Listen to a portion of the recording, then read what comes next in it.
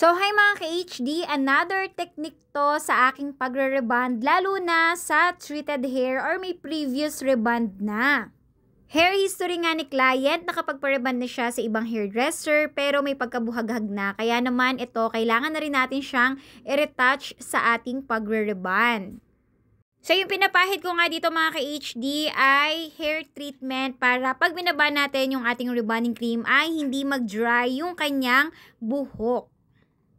At since colored hair nga ang buhok ni client, mga madam ko, yung ating R1 nga inaluan natin ng ating pH balancer. So, nakakatulong talaga to sa lagi kong pagre-rebond, lalo na sa mga ganitong chemically treated na buhok na. So, naiiwasan talaga na ma-damage, mag-frizzy, or mag-dry yung buhok ng ating mga clients. By the way, si client nga is from Valenzuela City pa at dinayo tayo. So, sobrang thankful nga tayo sa social media at iba't ibang lugar na nga yung dumadayo sa atin mga madam ko. Umabot ka na ba sa part ng video na to? Pa-comment down below naman kung taga saan kayo at sana nga ba umaabot yung ating mga video.